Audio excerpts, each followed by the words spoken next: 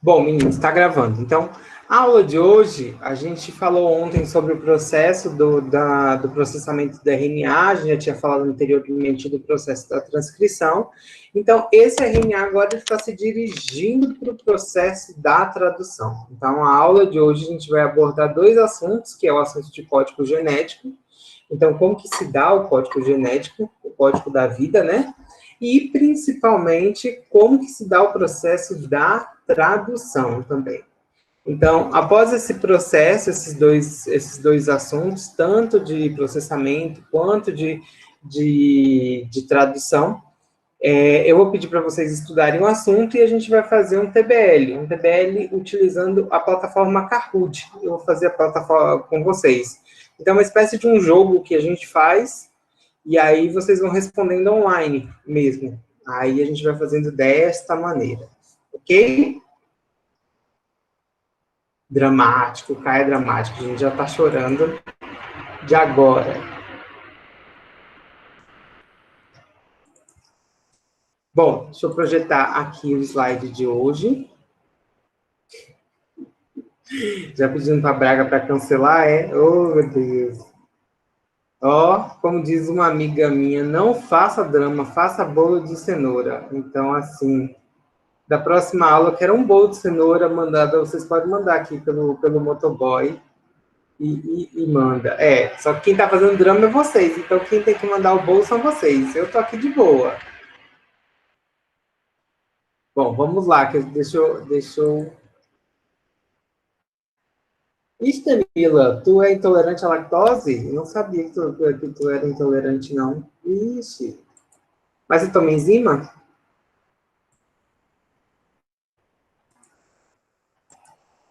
Toma enzima, porque aí você vai...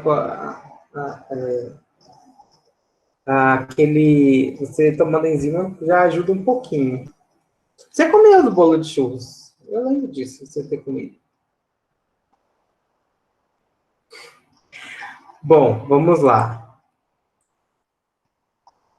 Todo mundo consegue ver minha apresentação? Consegue. Pelo menos eu estou me vendo, então acredito que vocês também estejam me vendo. Deixa eu só mudar aqui.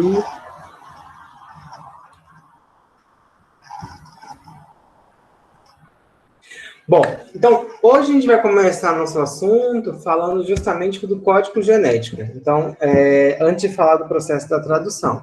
Então, o que é o código genético? O código genético nada mais é do que a gente sempre acha que o código genético é os nucleotídeos soltos de uma maneira geral. Mas, na verdade, o verdadeiro código genético são as trincas dos nucleotídeos que vão ser denominados os códons. E a maneira que esses códons agora vão ser reconhecidos para que eles sejam, então, formado uma proteína. Então, esse RNA já foi agora direcionado para a tradução, no caso dos procariotos, de uma maneira, ao mesmo tempo que esse RNA é produzido, ele já começa a ser traduzido, e no caso dos eucariotos, uma vez ele sendo produzido, esse RNA, ele é processado, como a gente viu na aula passada, e agora ele é direcionado para o citoplasma, e lá no citoplasma vai começar o processo da tradução. Então, o processo de síntese de proteínas, ele depende principalmente das moléculas de RNA. Então, a gente tem basicamente, nesse processo, envolvido 3 moléculas de RNA. O RNA mensageiro, que é aquele RNA que veio do processo da transcrição, e é ele que contém o código genético. O RNA transportador, que é o que vai trazer o processo dos ácidos nucleicos para que eles possam ser convertidos em proteínas, porque eles carregam os aminoácidos correspondentes, e o RNA ribossomal, que, na verdade, ele faz parte do ribossomo e ele vai fazer todo esse processo para catalisar essas reações que vão fazer a formação de uma nova proteína. Então, quando a gente fala da proteína, a gente precisa pensar que a proteína é um produto final da maioria da informação. Então, praticamente toda a proteína, ela vem de um processo de RNA que veio também de um processo de DNA.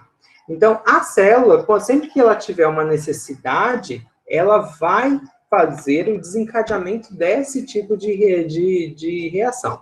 Como a gente já viu anteriormente, o gene é aquela informação que codifica uma informação de DNA que vai, ao seu final, levar esse processo.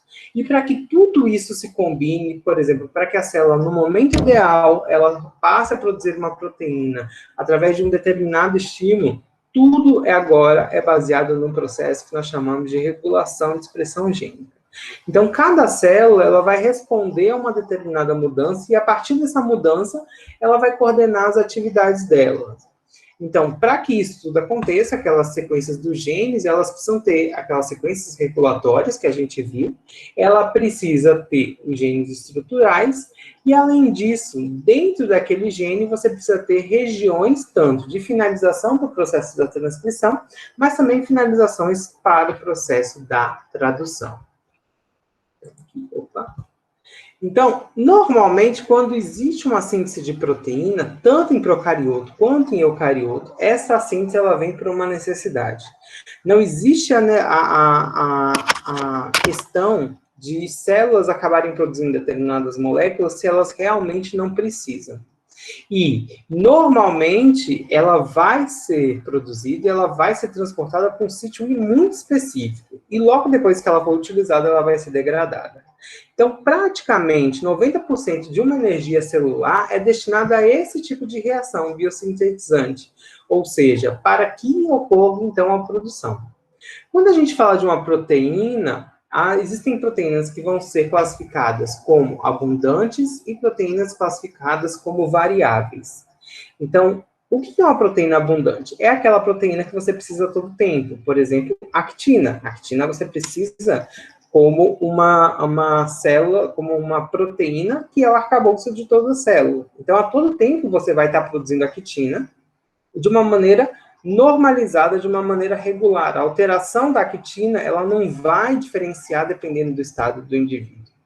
Já as proteínas variáveis são aquelas proteínas que só vão ser produzidas caso exista uma necessidade. Um dos grandes exemplos é quando a gente fala de uma inflamação. Então, a inflamação pode ser causada por um micro-organismo ou por outros fatores. Então, todas aquelas moléculas que vão estar envolvidas na regulação daquela inflamação, elas só vão ser produzidas a partir do momento que for gerado o estímulo inflamatório. Fora isso, você não vai ter esse tipo de proteína. Então, outra característica dessas proteínas é justamente a função, que elas podem ser enzimáticas, estruturais, regulatórias, ou ligadas à síntese, como, por exemplo, a síntese de DNA. E na síntese de DNA, ela está ligada tanto à manutenção quanto à transmissão dessas informações genéticas, ok? Então, só aqui falando, então lembrem aqui da bioquímica estrutural, eu acho que na bioquímica estrutural que vocês têm essa parte. Então, uma proteína, ela tem uma estrutura primária, então ela vai adquirindo aqui a sua estrutura secundária, com a formação das estruturas alfa-hélice ou beta-preguiadas, e depois ela vai sofrendo, então, a formação de suas estruturas terciárias ou quaternárias, e na estrutura quaternária é que essas proteínas acabam adquirindo a sua verdadeira função. Uma coisa que é muito importante, e eu acredito que vocês já tenham visto isso em bioquímica, é a estrutura de um aminoácido. Então, aqui a gente tem a estrutura de um aminoácido. Normalmente, um aminoácido, ele tem um átomo de hidrogênio, ele tem um grupo amino básico, um grupo carboxilácido, e o que vai variar muitas vezes entre os aminoácidos vai ser muitas vezes aquela cadeia lateral. Então, essa estrutura aqui, normalmente, essas três estruturas aqui, elas são conservadas entre os aminoácidos. Então, o que vai variar é justamente essa cadeia lateral, que pode ser muitas vezes polar, polar carregada, hidrofóbica, conforme o tipo de aminoácido que vai aparecendo. Então, a gente tem cerca de 20 aminoácidos. Então, esses aminoácidos, eles são classificados em aminoácidos que apresentam cadeia lateral apolar, que são esses em vermelho. Aminoácidos que eles apresentam a cadeia lateral polar não carregada, que são esses azuis. Você tem os aminoácidos com grupo positivo básico, que é esses daqui em roxo. E esses verdes são aqueles que apresentam grupos negativos ácidos. Então, conforme a cadeia lateral, é que vai acontecendo o tipo de formação de aminoácido, porque o restante das estruturas são conservadas. Então, basicamente, uma proteína, ela vai ter em uma extremidade a região aminoterminal, por causa desse grupo amino básico, e no final ela vai ter a sua cadeia carboxiterminal, que é aquela questão do grupo carboxil ácido. Então, quando a gente fala da proteína, é a mesma coisa que a gente estivesse falando do DNA, do sentido 5' 3'. No entanto, a gente fala do grupo aminoterminal ou carboxiterminal. Aminoterminal sempre falando do início de uma proteína e a região carboxiterminal falando sempre do final de uma proteína. Tranquilo aqui, meninos? Posso continuar? Alguma dúvida?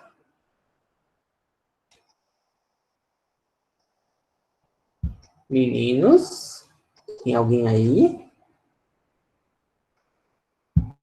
Para a lista, ok. Ok, tranquilo, ótimo.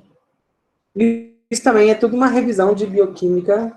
Posso repetir. Então, vamos cá novamente. Então, um aminoácido, ele tem a sua estrutura básica, que é a presença de um hidrogênio, a presença de um grupo aminoterminal e a presença de um grupo carboxiterminal. O que vai variar nesses aminoácidos é justamente essa cadeia lateral, que ela pode mudar para polar, polar carregado, ou até mesmo hidrofóbico, ou até mesmo com características básicas, ou até mesmo com características ácidas, como, por exemplo, ácido glutâmico, ácido aspartico. Então, essa característica aqui, ela é preservada em todos os aminoácidos. Então, basicamente, uma proteína, ela é formada por vários aminoácidos. Aqui a gente tem um, outro. Então, basicamente, significa que numa ponta dessas proteínas, você vai ter a região aminoterminal e na outra ponta a região carboxiterminal. Acho que no próximo slide vai ficar mais fácil. Por quê? Então, aqui eu tenho dois aminoácidos. Aqui um e aqui outro aminoácido. Quando existe a ligação desses aminoácidos para a formação de uma proteína, vai acontecer uma ligação peptídica, ou seja, esse oxigênio vai se ligar basicamente com esses dois hidrogênios aqui. Então, essa região aqui é ligada. Então, basicamente, você tem o grupo amina livre aqui e do outra ponta você tem o grupo carboxila, ok? Porque eu estou pegando o grupo amina de um e o grupo carboxila do outro, ok? Paloma, tranquilo?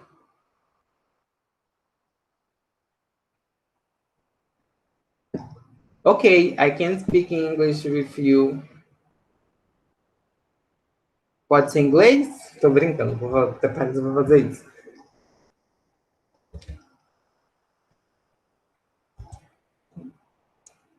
Então, novamente lembrando que a gente vê sempre, a gente tem a cadeia de DNA, essa cadeia de DNA é transcrita, e a partir das trincas da cadeia de RNA é que vai levar à codificação dos aminoácidos. Então, esses aminoácidos são ligados através de ligações peptídicas, e numa extremidade você tem a região amino, e na outra região, a extremidade, você vai ter a região carboxiterminal daquela proteína. Como que se descobriu esse processo? Como que se descobriu que se existia exatamente aonde que acontecia, como que se existia essa questão da síntese proteica? Tudo começou com Paul Zamenhof. Paul Zamenhof, em 1950, através da presença por analisar com microscopia eletrônica, ele viu uma região altamente eletrodensa que, com o passar do tempo, ele conseguiu ver que era o retículo endoplasmático, e esse retículo endoplasmático lotado com muitos ribossomos naquela localização. Bom, ao mesmo tempo, Zamenhof, ele estava tentando entender esse processo de como que existia a formação de uma proteína. Então, a primeira coisa que ele fez ele viu os aminoácidos, ele pegava um determinados aminoácidos, ele conseguia colocar na mesma reação ATP, e ele pegava um macerado de fígado e juntava tudo isso. Logo depois, quando ele analisava, ele conseguia verificar que existia a presença de RNAs ligados a esses aminoácidos.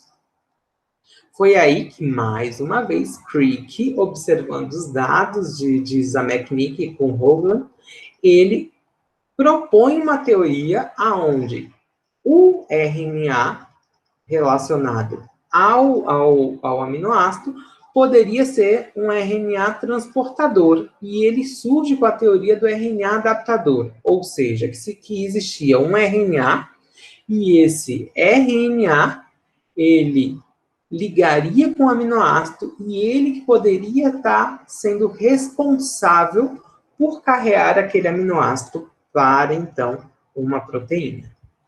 Então, a teoria de Crick, ele diz que um RNA, que até então ainda não era designado como RNA transportador, hoje a gente designa esse RNA transportador, ele tem a capacidade de se ligar a um determinado aminoácido. E aí, depois, com o passar do tempo, eles conseguiram perceber que esses RNAs ligados a aminoácidos conseguiam inserir aqueles aminoácidos em uma determinada cadeia.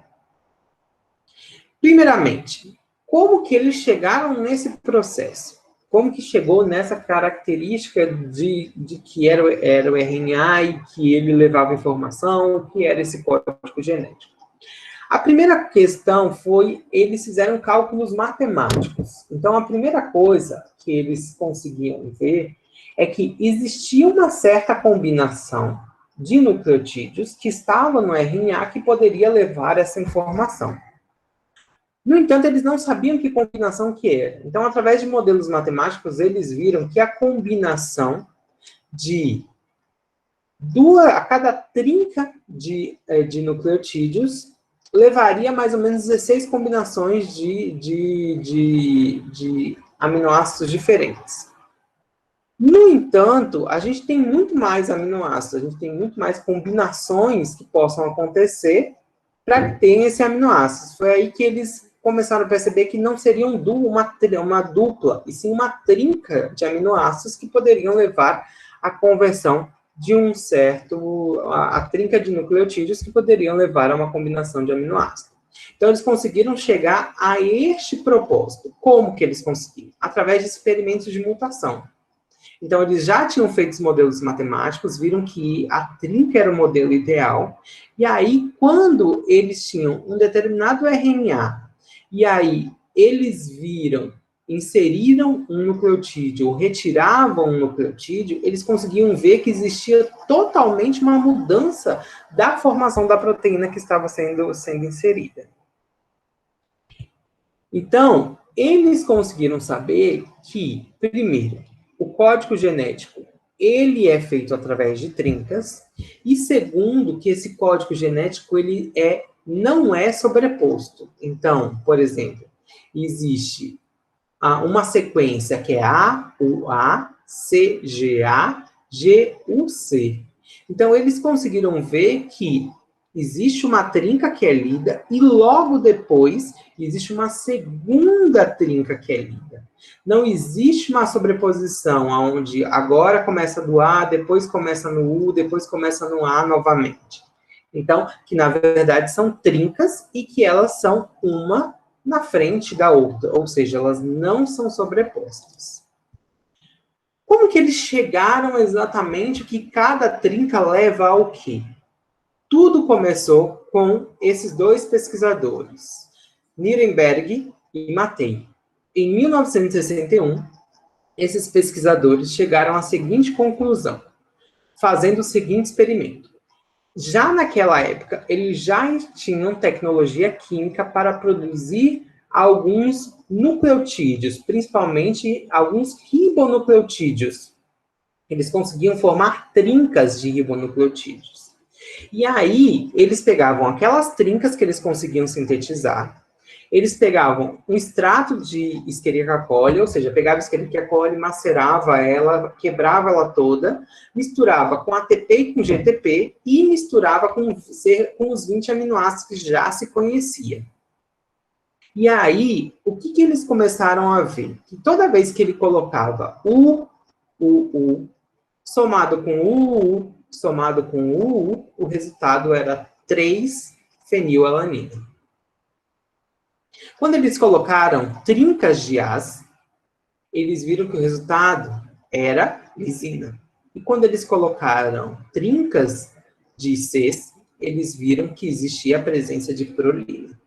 Ou seja, nesse experimento, ele já conseguia saber que cada sequência poderia dar origem a um aminoácido diferente. Foi aí que, logo depois, eles começaram a trabalhar, os mesmos pesquisadores, com heteropolímeros aleatórios. Então, até aqui, eles estavam trabalhando com homopolímeros, ou seja, o U, a AA ou CCC.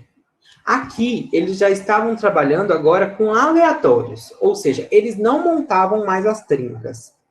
Eles simplesmente colocavam concentrações de nucleotídeos e essas trincas iam se organizar de uma determinada maneira. Ele colocava 5 citocinas para uma adenina.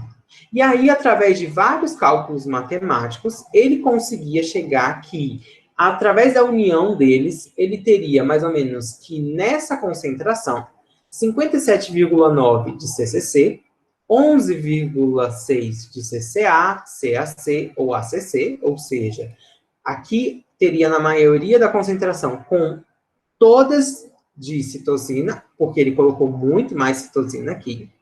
Aqui, tiraria uma citosina e colocaria uma adenina. Aqui, tiraria 2 citosinas e deixaria 2 adeninas.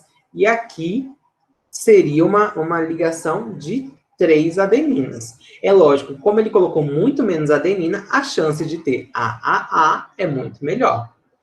E aí ele faz o mesmo experimento, ele coloca esses macerados, ele coloca os ATPs, ele coloca tudo ali e coloca os aminoácidos correspondentes. E aí ele viu que a maior concentração que ele tinha era de 69% de prolina, só que não batia exatamente com 57,9. Isso representava que a prolina poderia ser feita por CCC, mas poderia ter outros nucleotídeos, outras combinações como CCA, que também poderia levar à prolina. Ele viu que a trionina também estava em 14%, que era um pouco a mais do que tinha nessa condição. Ou seja, algumas trincas, outras poderia levar à formação de trionina. E aí ele viu que a menor concentração que ele tinha era a lisina, que representava teoricamente a menor concentração de AA, ou seja, ele conseguia chegar que CCC era prolina, que a AA, então, ela era lisina. Ou seja, ele conseguiu perceber, através desse heteropolímeros, que mais de uma trinca pode levar à formação de um mesmo aminoácido. Mas até esse ponto, ele não consegue saber que aminoácido e que trinca que está relacionada a cada um deles. Foi até que vem um pesquisador indiano chamado Khorana. Khorana, ele trabalha com os heteropolímeros. No entanto, esses heteropolímeros agora são ordenados. Então, daqui, ele só colocou de maneira aleatória. Aqui, ele já trabalha colocando um na frente do outro, porque até então, Nirenberg e Matei só tinha a tecnologia para colocar juntos os mesmos nucleotídeos. Então, que Khorana, ele consegue trabalhar agora com heteropolímeros, no entanto, eles alterados. E aí ele começa a fazer determinadas repetições e determinados acasos. E aí ele vai vendo que sempre que ele tem o C, ele tem fenilalanina. E aí, qualquer mudança que ele vai inserindo na matriz de leitura, ia mudando o tipo de aminoácido correspondente. É então que surge um outro experimento feito por Nirenberg e Philip Liner em 64, que agora ele já tem as trincas determinadas, ele já tem os aminoácidos que não são marcados, e ele já tem a treonina que é marcada. E aí ele vai dando para o ribossomo várias combinações de ACU e outros tipos de aminoácidos, que ele já sabe que trinca que é, até ele chegar no aminoácido que está relacionado àquela, a trinca que está relacionada ao aminoácido da treonina. E isso ele vai fazendo com todos os outros. Ele consegue, então, colocar tudo isso, se o aminoácido ligar, ele consegue revelar radioativamente. E aí, a partir desse experimento, é que ele vai dando várias trincas para aminoácidos marcados totalmente diferentes. E através desse processo é que surge o código genético. Então, hoje a gente já sabe o que cada trinca faz. Alice voltou? Aqui tá normal para mim. Tá normal para vocês também? Ok. Alice, se tiver algum problema, me fale. Se perdeu alguma coisa, você me fale, qualquer coisa eu volto, viu? Ah, tá bom. Ok. Então, a partir de todos aqueles experimentos, eles conseguem chegar, principalmente, que existe um código genético que é padrão.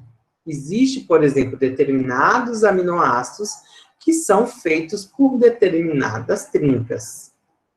E que essas trincas, ela é universal. Então, ela é padrão para muitos... na verdade, ela é universal, não. Ela é padrão. Então, que sempre que você tiver um UU, normalmente vai se dar uma fenilalanina. Sempre que você tiver o UA, vai dar uma leucina. Outra coisa que eles conseguiram ver é que esses aminoácidos, eles eram também redundantes. O que significa que são redundantes? Significa que mais de uma trinca pode levar à formação de um mesmo aminoácido. Quem ganha nesse processo? A arginina. A arginina pode ser feita por até 6 trincas de nucleotídeos, leucina também por 6 trincas e serina também por 6 trincas. E isso mostra que esses 3 aminoácidos são os mais abundantes dentro das nossas proteínas. No entanto, você vai pegar alguns aminoácidos que são codificados apenas por uma trinca, como, por exemplo, o triptofano, ok? Outra característica que eles chegaram é que o código genético, ele é degenerado, que é a mesma coisa que eu acabei de falar. O fato de você falar que ele é abundante e ele degenerado é muito próximo. Só o sentido da frase que você vai falar é que é diferente. Significa que esse código genético, ele ao ser degenerado, significa que ele pode codificar mais de uma coisa ao mesmo tempo. Então, é a mesma coisa que nós chamamos de promíscuo também. Então, o fato da alanina ser codificada por 4 tipos de códon, da arginina por 6 tipos de códon, mostra que, além dele ser padrão, dele ser redundante, ele também é degenerado.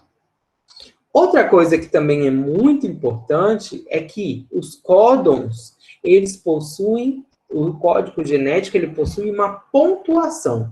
O que eu estou querendo dizer? Estou querendo dizer que, no caso, a UG, que é uma metionina, é sempre o primeiro aminoácido de cada proteína. Não necessariamente que, após a produção da proteína, essa metionina vai permanecer, que ela pode ser depois retirada.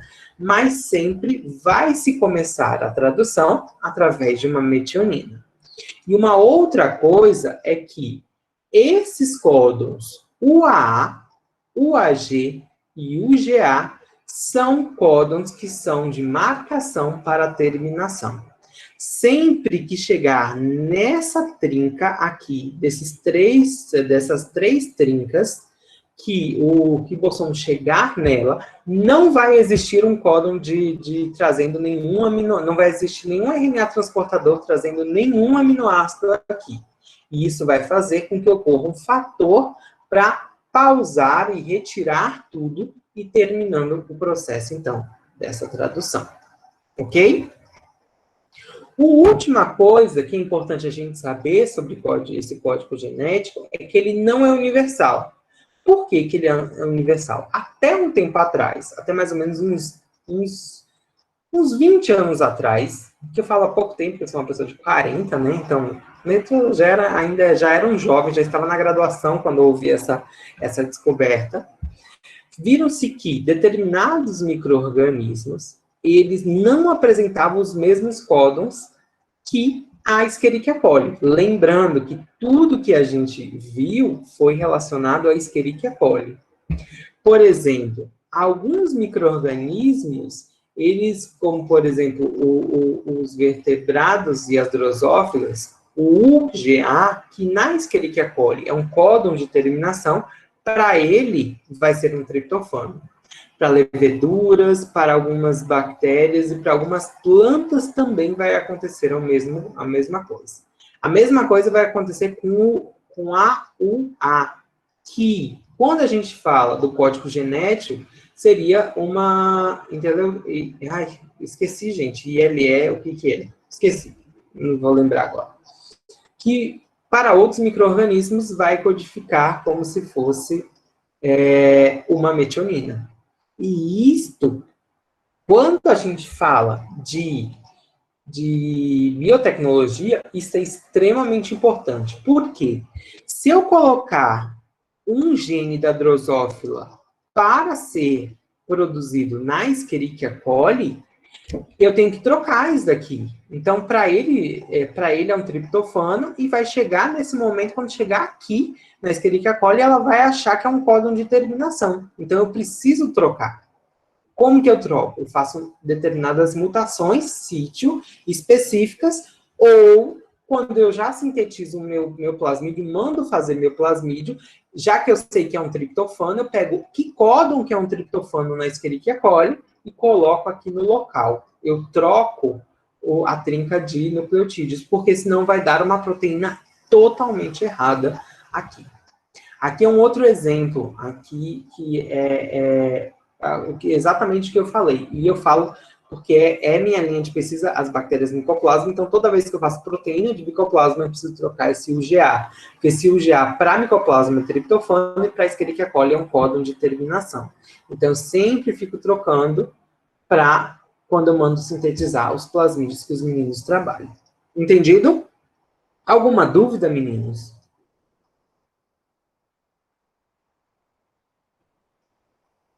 Sim? Não? Vocês estão aí comigo?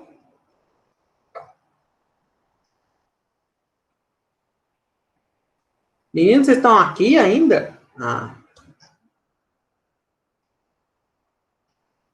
Ok, ok. Então, agora a gente entra no processo que é justamente da tradução. Então, como que se dá esse processo da tradução? Ok? Então, vamos lá. Então, voltando à questão do Francis Crick, o Francis Crick ele tinha a teoria do RNA adaptador. Então, a partir da teoria dele, é que se verificou que os RNAs transportadores são moléculas adaptadoras para carregar aminoácidos.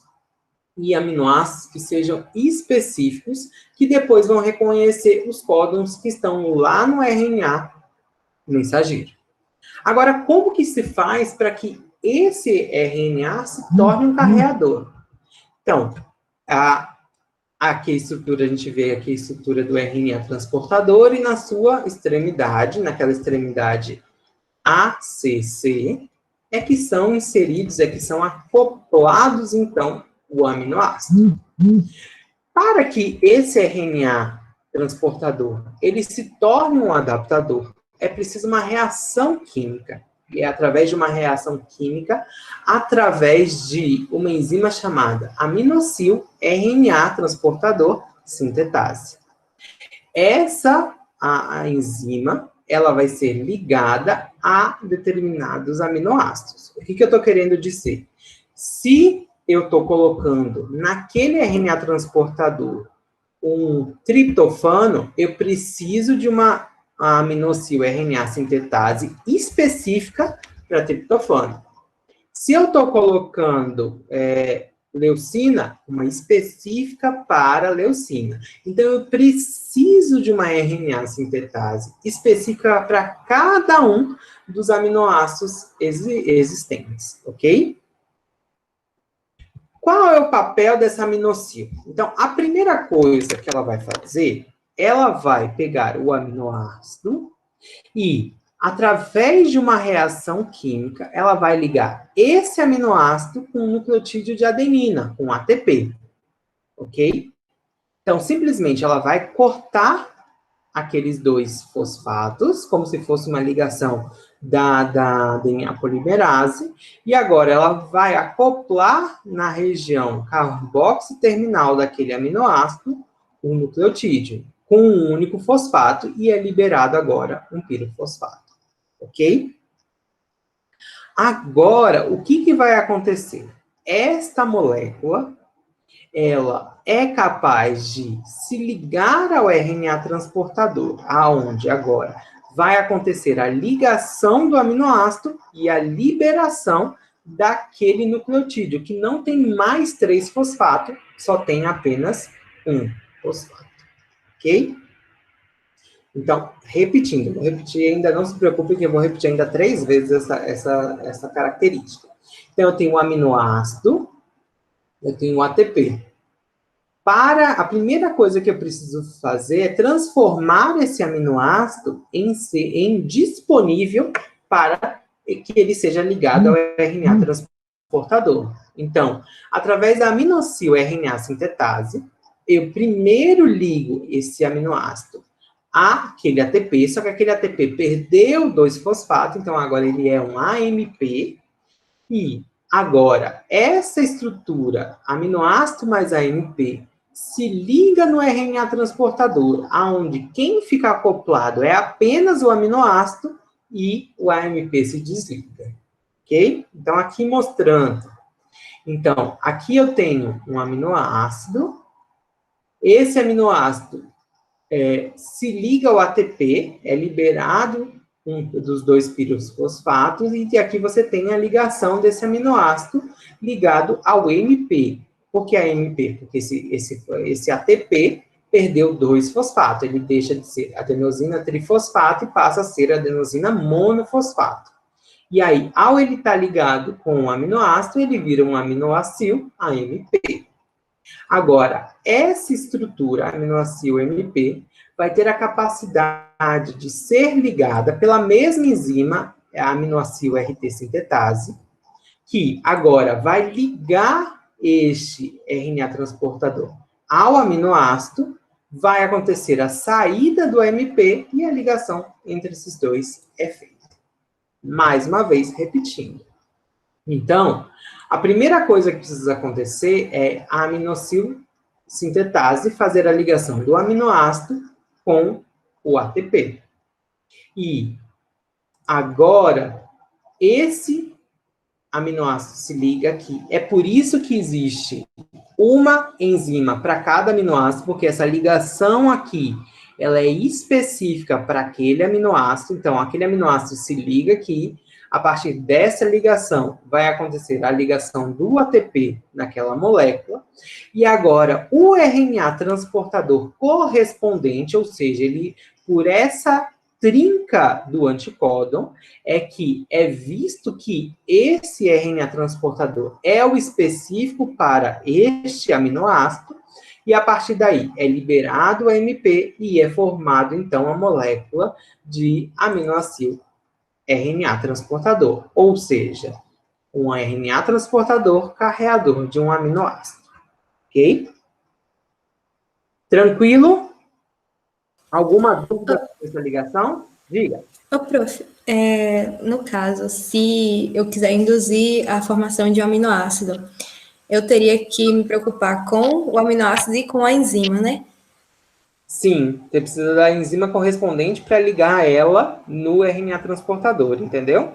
Sim, e como se daria esse processo, Como externamente assim? falando? Tipo, eu como biotecnologista, qual o processo externo que eu iria utilizar para induzir esse processo interno? Como biotecnologista, você vai comprar uma solução de macerado, que vai ter várias enzimas dali, entendeu? Você não vai precisar fazer elas separadas. O que você vai precisar nesse macerado é que você tenha o aminoácido, você vai adicionar um macerado que vai ter todas essas enzimas, e você vai adicionar o aminoácido, ou seja, somente aquela enzima para aquele aminoácido que vai agir. Entendeu? Paloma? Entendi, sim, obrigada. É que eu respondi pelo chat. Ah, tá, eu não vi, porque o chat às vezes não rola sozinho, eu preciso ficar puxando o dedo. Ok, então. Mais alguém tem mais alguma dúvida? Tá tranquilo? Bom, vamos lá. Bom, Crick também, além de... Deixa eu beber água.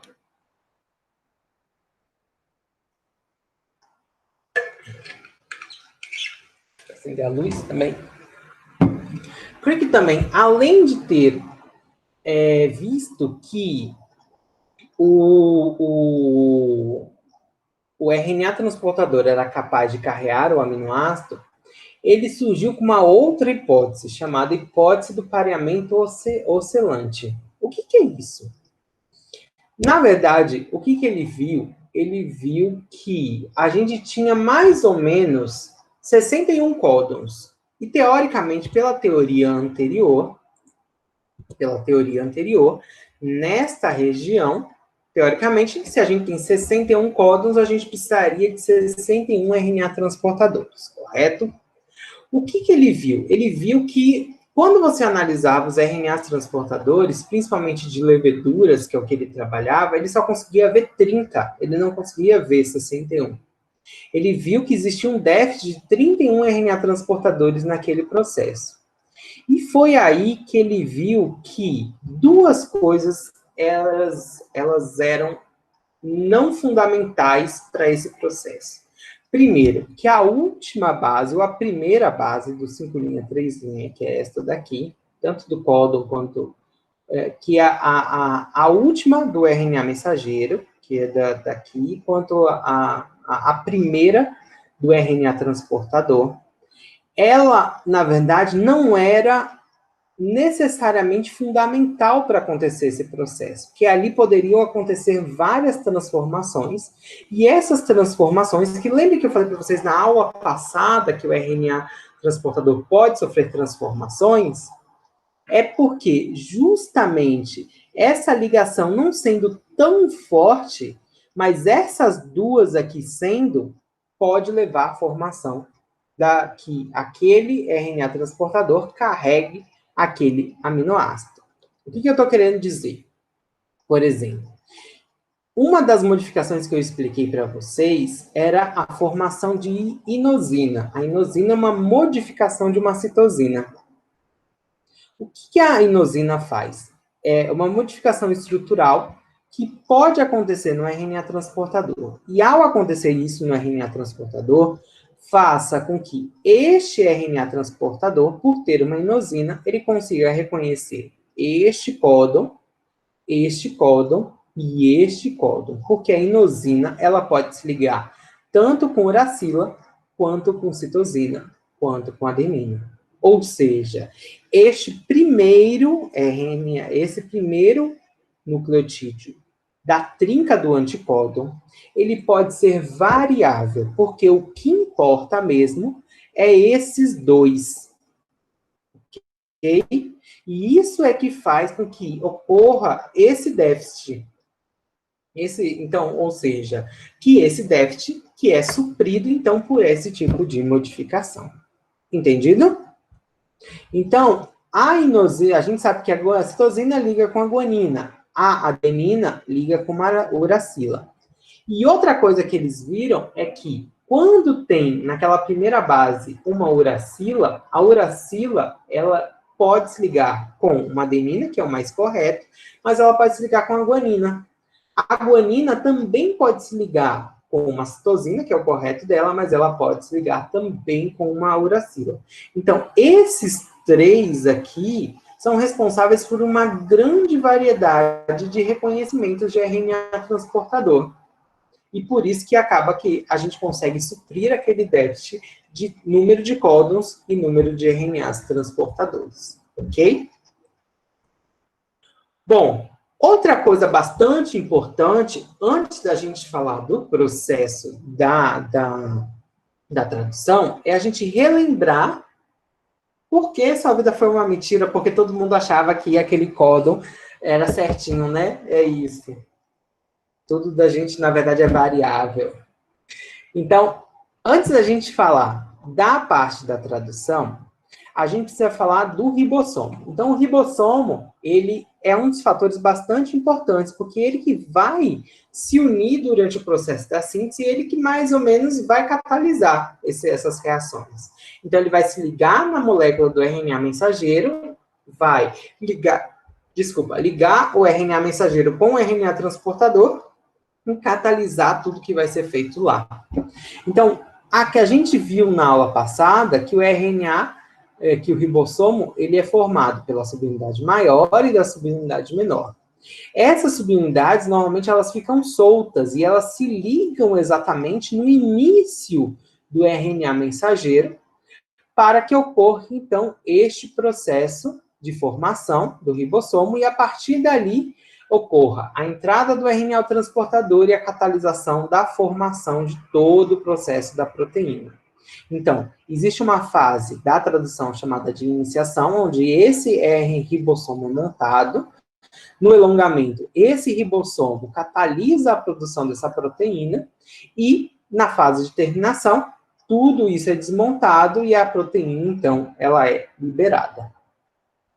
Então, como eu falei para vocês, que o ribossomo tem aquela subunidade maior, que ela é formada pela unidade 5S, 23S, algumas poliproteínas, em procariotos, que é a unidade 50S, a menor, que é a 30S, formada por 16 e mais algumas poliproteínas, dando um ribossomo do tipo 70S, quando eles estão unificados. Já nos eucariotos, esse ribossomo é do tipo 80S. E aí, você tem a subunidade maior, que é 60S, essa 60S é formada pela 5S, 58S e pela 28S. E a subunidade menor, 40S, ela é formada pelo RNA do tipo 18S. Ele é 18S, mas pela presença das proteínas, ele se torna 40S. Ok? Uma coisa que até então não foi falado é que dentro do ribossomo existem 3 sítios bastante importantes. O sítio A, que é o sítio que nós chamamos de sítio receptor do aminoácido, por isso que ele é chamado de sítio A. O sítio P, que é o sítio conversor da proteína, que é o sítio responsável pela formação da proteína. E o sítio E, que é o sítio de saída do RNA transportador. Então, é E de exit em inglês. Então, é nesse local aonde o RNA transportador ele entra. Então, sempre vai acontecer a entrada dele aqui com o aminoácido. Agora, a proteína que ele vai receber a proteína no sítio P, e agora, ao ele passar a proteína para o próximo, ele simplesmente sai pelo sítio E. A gente vai ver isso como acontece detalhadamente. Então, aqui, ó, é um exemplo esquemático do ribossomo. Aqui a gente tem a subunidade menor, aqui a gente tem a subunidade maior, aqui a gente tem o RNA mensageiro, e aqui a gente tem o sítio A, o sítio P e o sítio E. Então, aqui no sítio A é onde ele entrou. Então, ele entrou com o aminoácido correspondente. Houve o reconhecimento. Então, como houve o reconhecimento, ele permaneceu nesse sítio. E agora, quando esse ribossomo for para frente, ele andar para o próximo códon, este agora, RNA transportador, é passado para o sítio P, onde ele ganha esta cadeia de polipeptídeo, e este que já estava com a cadeia transfere para este e simplesmente sai no sítio E, ok? Mas não se preocupe que a gente vai ver isso mais detalhamento daqui a pouco. como eu falei para vocês, e a gente tem visto durante o processo de replicação, de transcrição, todos esses processos, eles têm uma fase.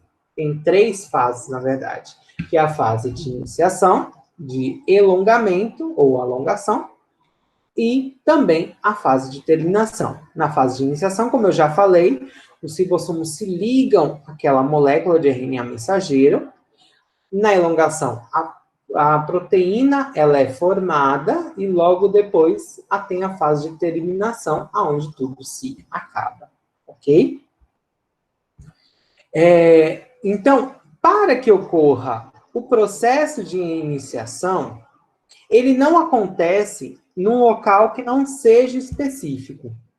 Por exemplo, em procariotos, ele acontece numa região que é chamada de região, o ribossomo se liga numa região chamada de Shine-Delgarno. É uma sequência de A, GG, A, GG, U, que ela é alguns nucleotídeos antes do A ou G. O que é esse A ou G? Eu não falei para vocês que a proteína sempre vai ter uma metionina como iniciador, ou seja, esse A ou G é o codificador justamente da metionina, ou seja, toda a proteína vai começar pelo um A ou um G.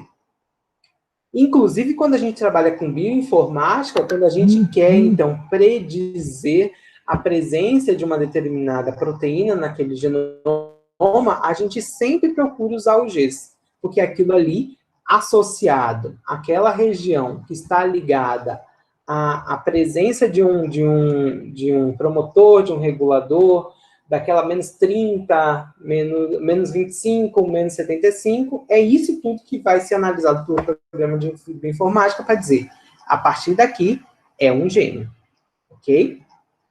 Então, em procariotos, agora, o RNA 16S, a porção 16S, a porção menor do ribossomo vai se ligar nesta região. E no eucarioto, em que região que ele começa? Ele começa, basicamente, pela região do CAP5'. Então, ele reconhece o CAP5', e a partir do CAP5', ele anda pela fita de RNA até ele chegar num A ou G, e nesse A ou G é que essa proteína, então, é formada. Ok?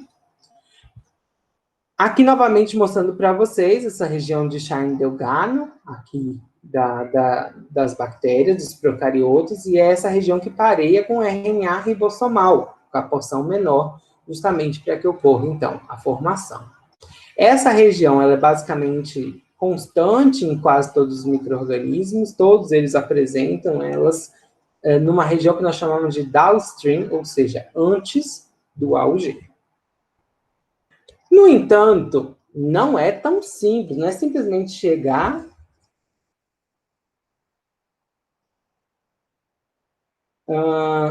como assim? Eu, Bruno, não entendi, mas só começa em procariotos ou em todos? Espera aí que eu tenho que abrir aqui. Espera aí que alguém entrou na sala aqui, deixa eu autorizar. Alguém entrou e saiu. Eu não entendi, Bruno. Você consegue abrir seu áudio para perguntar?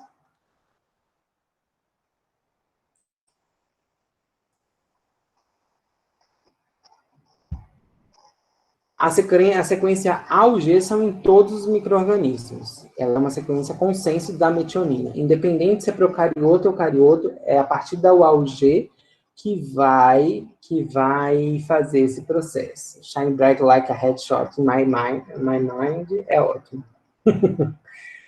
Bom, vamos agora complicar um pouquinho dos processos. Lembre-se que eu adoro colocar umas enzimas fazendo isso tudo. Então, não é simplesmente um Shine-Delgarno, chegar lá, encostar no Shine-Delgarno e começar esse processo.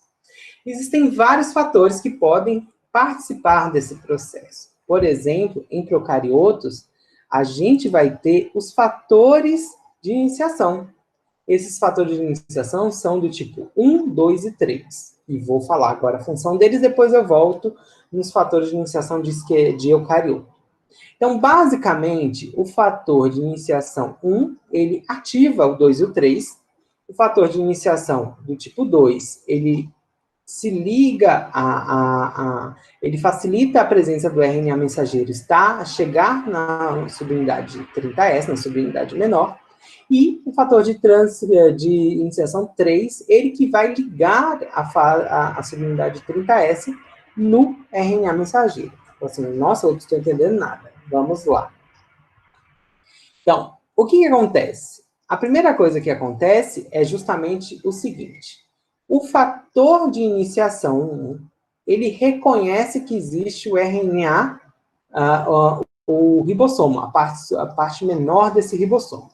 Ao ele reconhecer essa parte menor, ele se liga nele e recruta o fator de iniciação 3. Esse fator de iniciação 3 vai levar agora essa subunidade menor exatamente naquela região de Shine-Delgado, posicionando aquele ribossomo no A, o G, que é a metionina. Após ele se ligar nessa região, vai vir agora o fator de iniciação 2 com o RNA transportador contendo a metionina e vai se ligar neste ponto. E a partir daqui, a subunidade maior vem e fecha o ribossomo. Então, voltando, de uma maneira mais fácil. Primeiramente, a parte menor do ribossomo ela é localizada, e ao ela ser localizada, ela é levada à região de iniciação do RNA mensageiro, e ela é posicionada exatamente na região AUG. Então, ela já na região AUG, agora vai fazer com que o RNA transportador que tem a metionina, lembre-se que a metionina possui o anticódon correspondente ao AUG no RNA mensageiro. Esse RNA transportador se liga aqui e agora, ele uma vez ligado, agora o ribossomo, então, se fecha. Alguma dúvida?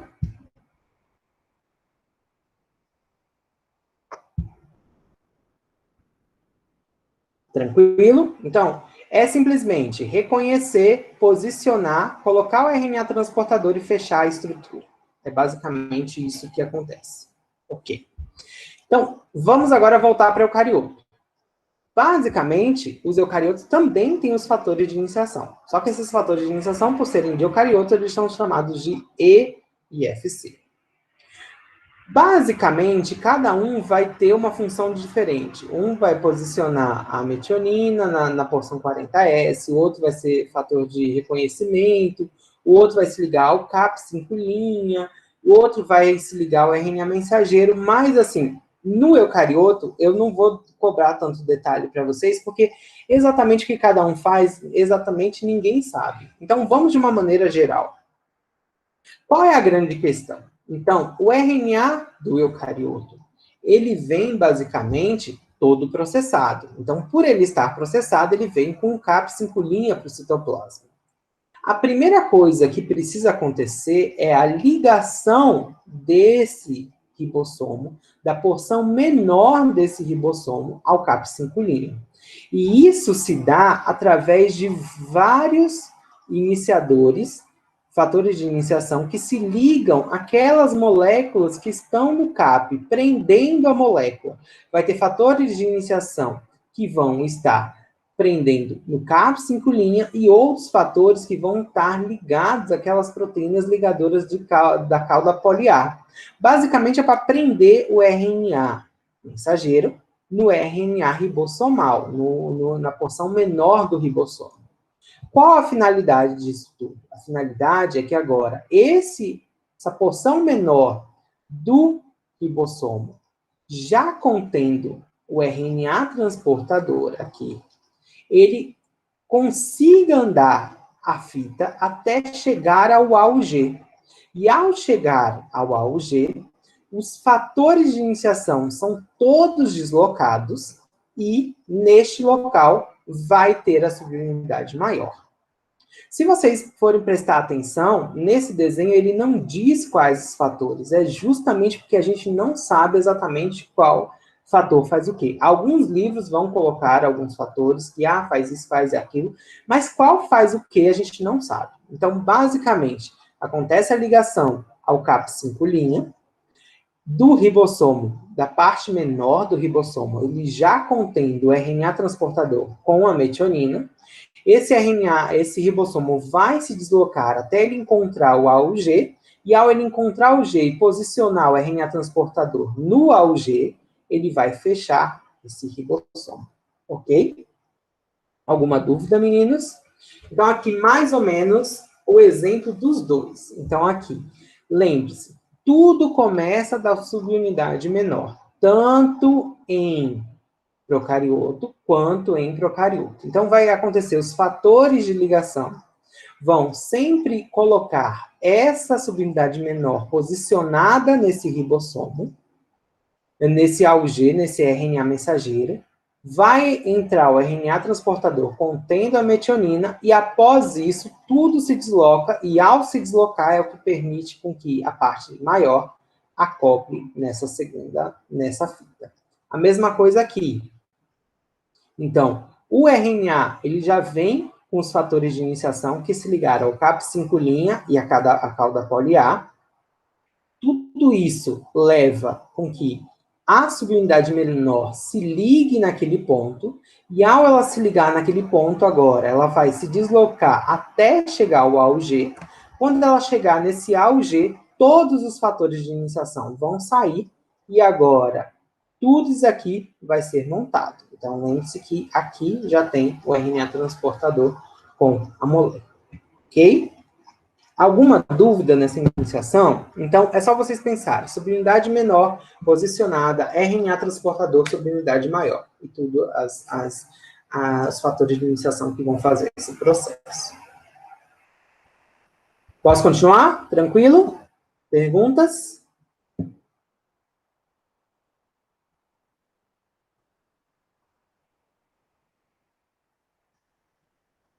Ok. Então, a partir do momento que acontece essa ligação do RNA transportador com a sequência AUG, é que agora a parte maior ela vai vir aqui e vai fechar para que ocorra o processo, então, da iniciação. Então, agora vem a subunidade maior e ela vai vir aqui e vai fechar essa fita. Bom, como que agora tudo isso acontece? Tudo isso vai acontecer da seguinte maneira. Então, o AUG não foi preenchido pela metionina? Esse AUG, ele vai estar no sítio P, ou seja, que é o sítio de produção de proteína. Ou isso faz com que o sítio A, ele fique livre. Ao esse sítio A ficar livre, umas proteínas chamadas proteínas do tipo TU, elas vão direcionar agora o RNA transportador para esse local. Então, correspondente a essa região, vai vir um RNA transportador correspondente a ele. No entanto, parece que veio aqui já era um GCC, então eu sabia que era uma alanina, então eu venho e trago a alanina para cá. Não é assim. Entra um que codifica metionina, entra outro que codifica triptofano, eles vão entrando e saindo. Só que como eles não têm ligação, eles não conseguem se fixar ali, eles não têm a ligação do códon. Eles têm um anticódon, mas esses anticódons não reconhecem esse códon, então eles não ficam.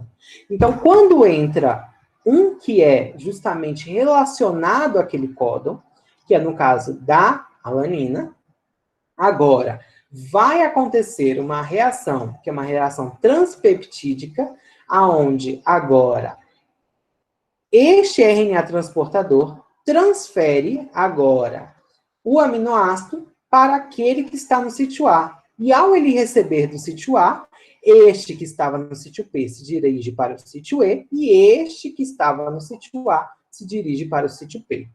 Então, a primeira coisa que vai acontecer, aqui é o primeiro estágio, um aminosil, RNA, um RNA transportador, se liga ao ribossomo no sítio A desocupado, que é adjacente ao sítio P. Então, aqui, ó, o RNA desocupado.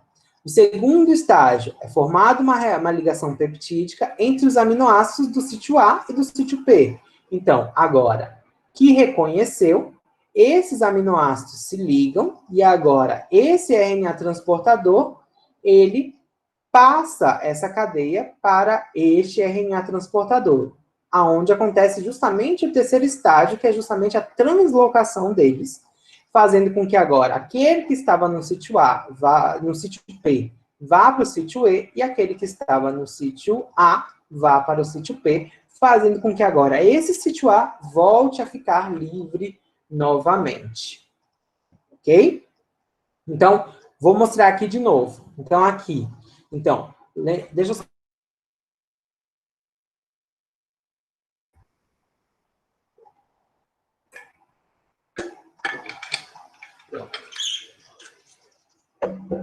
Então, aqui, eu tinha o sítio P ocupado pelo aquele aminoácido com a metionina. E agora, os fatores do tipo TU são aqueles responsáveis por carregar o aminoácido para o sítio A. Então, vai vir agora um RNA transportador para o sítio A, contendo o aminoácido. Uma vez que aconteceu o reconhecimento, agora, durante a translocação, vai acontecer a passagem deste aminoácido, desse RNA transportador para este RNA transportador, como acontece aqui. O ribossomo se deslocando vai fazer com que este que estava no sítio P se dirija para o sítio E, e agora este que está com os dois aminoácidos se dirige, então, para o sítio P. E aí, isso vai fazer com que agora um novo RNA transportador correspondente possa entrar no sítio A. E essa presença, muitas vezes, pode ser demorada. Então, existem algumas proteínas do tipo GDP que podem entrar aqui e ficar ocupando espaço enquanto não se acha um RNA transportador correspondente. Mas isso pode acontecer dependendo ou não da velocidade do processo da tradução. Muitas vezes, isso não acontece. Então, o que acontece para a passagem, para a transferência de um aminoácido para outro? Acontece justamente uma transferase. Então, uma transferência através de uma peptidtransferase, que vai fazer com que aquele aminoácido que estava no sítio P, ele seja passado para aquele do sítio A, e através da translocação, agora aquele que estava no sítio P vazio, ele vai para o sítio E, para que ele vá embora, ok? Então, basicamente, o que acontece é justamente as ligações entre os aminoácidos que eu já tinha mostrado para vocês anteriormente. Então, aqui eu tenho uma cadeia de aminoácido. Ao acontecer a entrada de um outro RNA transportador, esse RNA transportador e aquele aminoácido, então, vai ser ligado à cadeia do aminoácido anterior. Então, aqui, ó, ele já sendo incorporado. Ele é incorporado na região amino da cadeia da proteína, ok? Então, essa região amino se liga com essa região carboxy, e aí acontece a ligação entre eles, ok? Alguma dúvida até aqui? Não?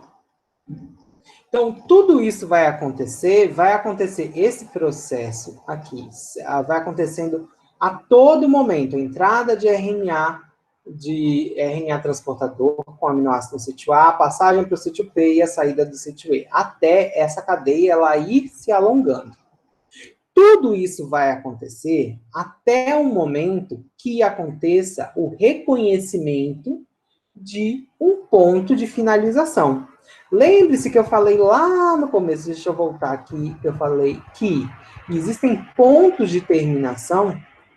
Ao ribossomo chegar em um desses pontos de terminação, o que vai acontecer é o seguinte, é que naquele local aonde tiver o ponto de terminação, não vai existir um RNA transportador correspondente. Então, o que vai entrar? Vai entrar um fator de liberação, um release factor, como a gente chama também. Isso vai desestabilizar a formação da cadeia, quando esse ribossomo tentar entrar, fazendo com que a proteína se desligue e todo o material também se desligue daquele RNA mensageiro. Em procariotos, a gente tem um fator de liberação para cada tipo de códon, para cada tipo de códon de terminação. No entanto, em eucariotos, a gente só tem um tipo e ele reconhece os 3 tipos de códon de parada, ok? Bom, antes da gente continuar, aqui é só mostrando de novo, aqui, a gente tem o RNA transportador, a cadeia, aí chegou num ponto de terminação. Como chega no ponto de terminação, simplesmente vem uma proteína, que é a proteína de liberação, que é um fator de liberação, e ao ela entrar tudo, ela faz uma disrupção desse processo, uma disruptura, né, desse processo, e tudo isso, então, é liberado. Agora eu vou mostrar para vocês, meninos, deixa eu... Aqui. Vou mostrar para vocês um dos desenhos uma das figuras que eu mais gosto. Ixi, eu tirei aqui, peraí, deixa eu voltar aqui. Deixa eu parar o compartilhamento para eu poder mostrar uma animação.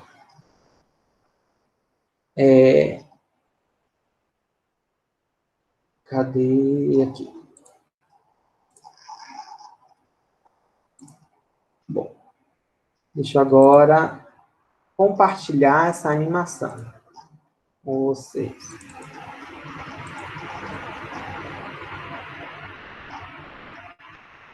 Tá todo mundo vendo? Ok. Eu estou vendo, eu acho que vocês devem estar vendo. Bom, antes de falar de qualquer coisa desse vídeo, eu tenho que falar um pouco sobre a pesquisadora, que é Ada Yonath. Ada Yonath é uma pesquisadora israelense.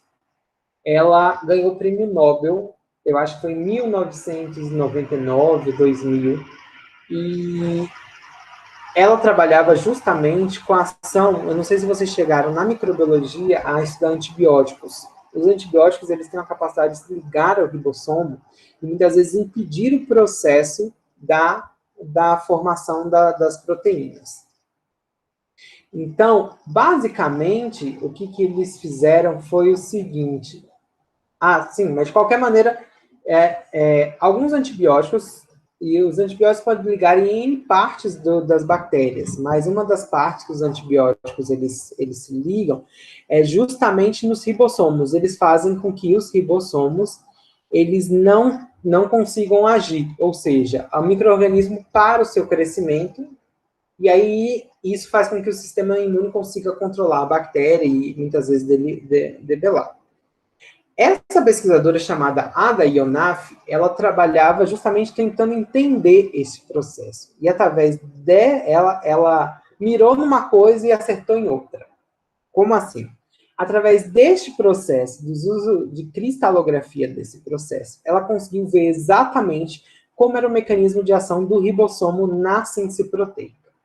Assim, eu falo muito assim porque logo que eu entrei na graduação, eu tive a oportunidade de fazer iniciação científica com um professor e ele recebeu no laboratório a Ada. E você pensa um graduando recebendo uma ganhadora de prêmio Nobel no próprio laboratório. Então, assim, eu estava basicamente no céu nesse exato momento, de ter conhecido ela e perceber que é uma pessoa que exatamente uma pessoa extremamente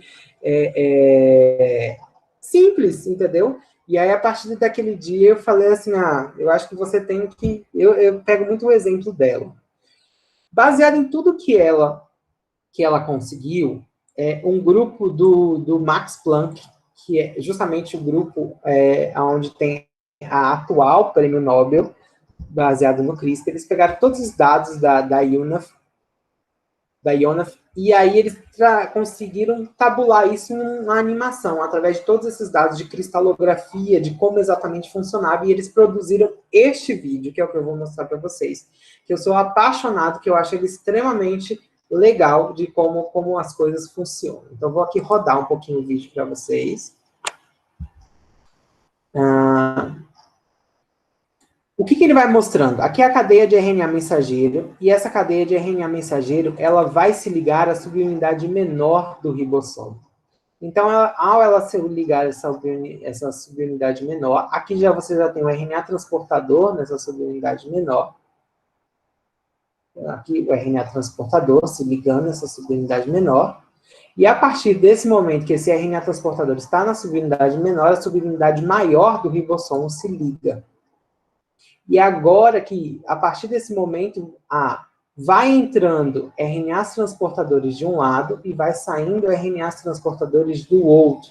E, ao mesmo tempo, nessa porção aqui de baixo, vai formando a cadeia, que nesta região aqui, vai formando a cadeia de proteína. Aqui a cadeia sendo formada. Então, aqui você vai vendo a transferência aqui da proteína dos aminoácidos de um RNA transportador para o outro e a formação dessa cadeia de proteína sendo formada. Isso acontece até o momento que vai chegar, que é o momento da chegada de um códon de terminação. Então, aqui vocês estão vendo na parte de baixo do ribossomo a proteína sendo formada. Então, entra de um lugar, acontece nesse processo a transferência das cadeias, até chegar, então, o fator de terminação, que é esse fator amarelo. Então, a partir do momento que ele chega, significa que existe um códon e tudo isso, então, é liberado. E após tudo isso, então, ser liberado, a proteína, então, está formada. Fantástico! Eu vou mostrar para vocês mais uma vez de tão bobo que eu sou desse tipo de animação. Então, o RNA transportador chegando, se ligando agora na subunidade menor do ribossomo. Então, vai acontecer a ligação justamente na região AUG. Agora, os fatores de iniciação, ele leva o RNA transportador para lá, coloca ele na região da metionina, e agora, ele posicionado, vai vir a subunidade maior do ribossomo. Após isso, então, vai começar o início da cadeia de produção de proteína. Então, aqui em azul vocês vão vendo as proteínas TUS, elas levando os RNAs transportadores. Então, eles vão entrando, o aminoácido vai sendo transferido de um para outro. Então, aqui, se você observar, eles entram com a pontinha azul, ou seja, eles entram com o aminoácido, e esses aminoácidos vão sendo carreados para a cadeia. Até o momento, então, que eles formam uma determinada proteína e vai chegar um fator de terminação. E nesse fator de terminação, então, quando ele chega, acontece, então, a disruptura. Então, aqui a cadeia vai sendo produzida, até agora chegar em amarelo. Vai chegar em amarelo aí, então, o RNA transportador, ele está em laranja, agora em amarelo, chegando aqui, a proteína de terminação, que é o fator de liberação. Então, quando ele entra, essa cadeia se desrompe, tudo isso é liberado, e a proteína aqui embaixo, ela é liberada para a formação da proteína. Fantástico, né? Eu sou apaixonado por essa animação. Eu não sei se eu sou tão apaixonado porque ela é feita justamente pela minha ídola. Em proteínas sintéticas, isso acontece in vitro também. Assim, exatamente, na verdade, assim, em proteínas sintéticas, a gente consegue fazer por ligações químicas independentes do RNA transportador, entendeu? As ligações transpeptídicas a gente consegue. Então, existe um equipamento que você consegue adicionar aminoácido por aminoácido naquela cadeia. E aí você consegue formar, então, é um sintetizador de proteínas. Você consegue formar a sua proteína de interesse. Então, existem algumas, por exemplo, quando a gente trabalha com proteína recombinante, existem algumas empresas que vendem o plasmídio e outras empresas que elas já vendem a proteína pronta. Claro que a proteína pronta ela é caríssima. Só para vocês terem noção, quando a gente compra um plasmídio já pronto, para fazer a produção da proteína, a gente compra mais ou menos no valor de R$ 1.500. Quando a gente compra já a proteína pronta, a gente compra no valor de quase R$ 30.000, para vocês terem noção. Claro que ela tem que vir numa concentração muito boa, ela vem normalmente um micrograma de proteína, que dá para você fazer muita coisa com essa proteína. Mas é R$ 30.000. Lógico que a gente é pobre aqui, a gente raramente compra proteína. Então, a gente trabalha já que os meninos trabalham muito para que eles consigam produzir por eles mesmos. Ok? Entendido? Vocês conseguiram ver a figura certinho?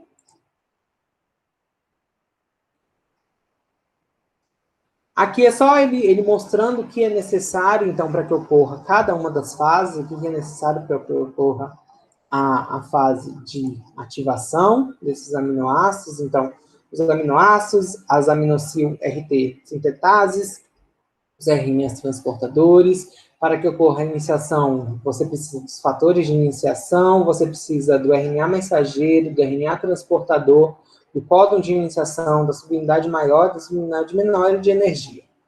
Para que aconteça o alongamento, o ribossomo já formado, então ele já não é mais 30S, 40S, ele já é 70S.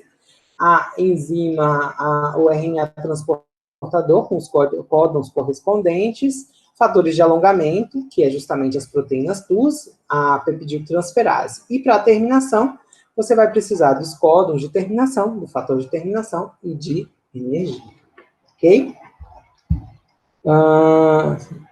Sim, por isso que é caríssimo, por isso eu só estou respondendo Paloma, gente, que ela falou aqui, imagina um erro no experimento com proteína, e exatamente, por isso que é muito caro, precisa ter um cuidado muito grande se trabalhar com isso. Primeiro, se você não desenhar muito bem lá no começo, a sua proteína vai sair toda errada, então se você mandar sintetizar um plasmídio, e você errar um aminoácido, lá, você fala assim, eu troquei, aquele é um triptofano, troquei por uma leucina, entendeu? Você vai ter uma proteína totalmente errada. Então, a parte mais delicada para o desenho de proteína é você ter exatamente qual é a sequência de aminoácido que ela tem de maneira correta. E outra coisa, você tem que saber muito bem. Então, lembre-se que eu falei para vocês, eu trabalho com micoplasma. Então, se tem um triptofano para mim, pode ser que no Escherichia coli seja um códon de terminação. Se eu colocar, na hora que for sintetizar no Escherichia coli, chegar no A ou G, no CUA, que é esse códon, ela vai parar. Entendeu? Então, você tem que fazer as trocas. Então, tem que trabalhar muito bem antes. Tudo isso a gente desenha por bioinformática. Então, normalmente, o que os meninos...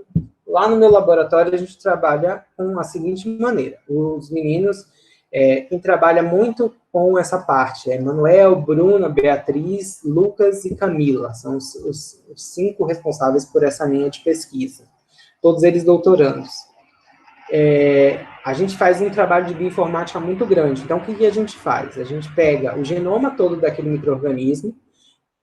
A gente trabalha no laboratório com bactérias que causam problemas na veterinária. Então, causa problemas de abortos, em caprinos, em bovinos. Então, a gente trabalha com essas proteínas. Então, a gente pega o genoma, que já sintetizou. No caso, no nosso grupo, a gente já tinha sequenciado alguns ureaplasmas anteriormente. Então, a gente faz, utilizando programas de bioinformática, uma análise para ver quais são as melhores proteínas que são imunogênicas, ou seja, que são aquelas que vão induzir resposta. É basicamente o que o pessoal tem feito com o COVID. Então, pega o genoma do COVID, do SARS-CoV, e vê qual é a proteína que mais está relacionada à imunogenicidade, a desenvolver resposta imune, principalmente a memória imunológica.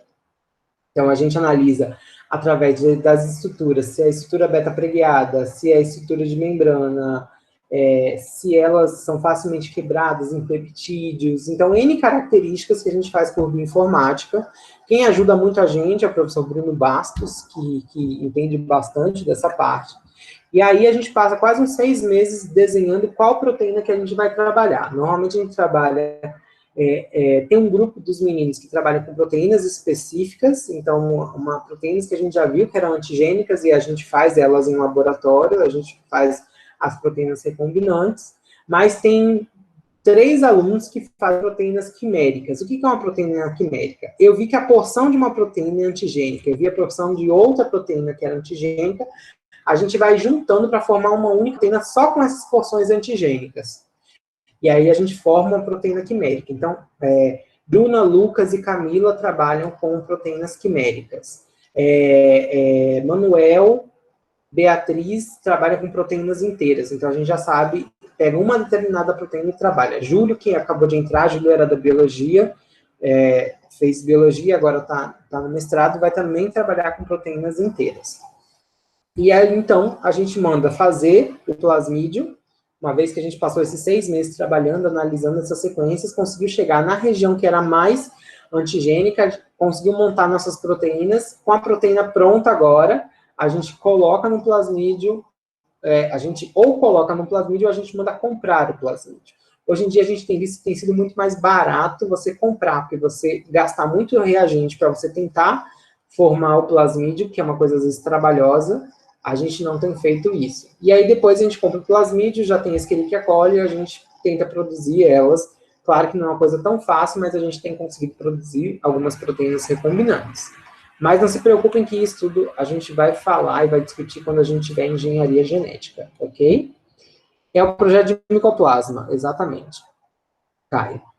A gente trabalha com ureaplasma diverso, que causa aborto em bovinos, micoplasma bovis, que causa aborto em bovinos, micoplasma galacti, que causa aborto em caprinos. Então, a gente trabalha com nesse momento. Com o micoplasma galacti, a proteína que a gente está mais para frente, Beatriz, inclusive, a gente já produziu uma ex-doutoranda do nosso grupo, que é Maísa, ela já produziu as proteínas, já viram que era antigênica, agora a gente está inoculando nos caprinos, para justamente ver se os caprinos produzem resposta imune ao serem inoculados com as proteínas. Você quer produzir os bovinos. Entendi. Isso, a nossa ideia é vacina.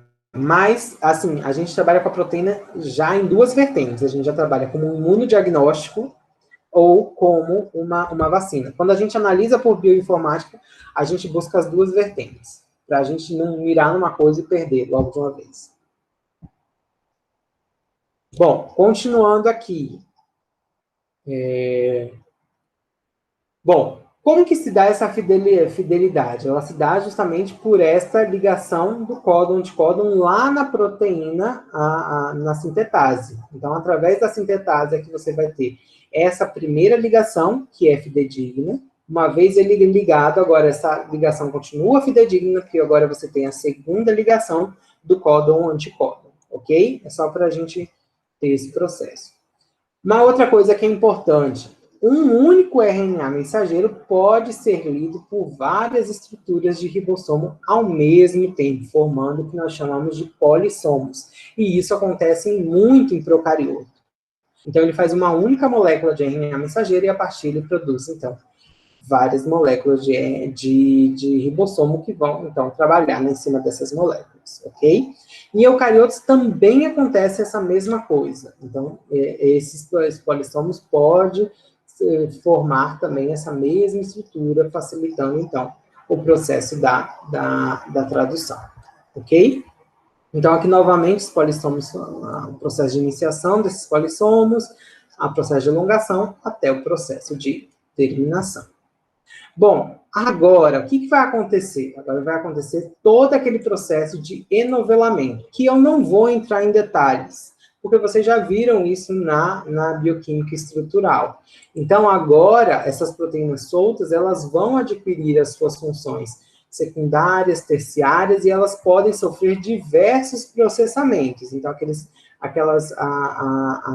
elas têm a sua estrutura linear formada inicialmente, e logo depois elas vão partindo para a sua estrutura secundária, estruturas terciárias e até estruturas quaternárias. E aí elas podem receber diversas dobras, e essas dobras que vão dar a função. Além disso, elas podem também sofrer alguns modelamentos através de proteínas de choque térmico também, pelas chaperonas, que vocês também já viram isso, eu acho que na biologia celular. Elas podem sofrer tanto modificações na porção amino, quanto na porção carboxo terminal. Pode ser desde acetilações até a remoção de alguns aminoácidos carboxo terminais. Ela pode remover algumas sequências sinalizadoras, como, por exemplo, a metionina. Elas podem sofrer algumas fosforilização, principalmente em aminoácidos de serina, tiroxina e trionina. E isso vai fazer com que elas ganhem funções. Elas podem sofrer processo de carboxilação. principalmente a glutamina, formando, por exemplo, carboxiglutamato. E o carboxiglutamato está relacionado ao mecanismo de coagulação da protrombina. Elas podem sofrer processos de metilação. Então, por exemplo, algumas proteínas metiladas estão envolvidas em processos da formação de proteínas musculares e do citocromo C. Então, elas vão sofrendo esses processos.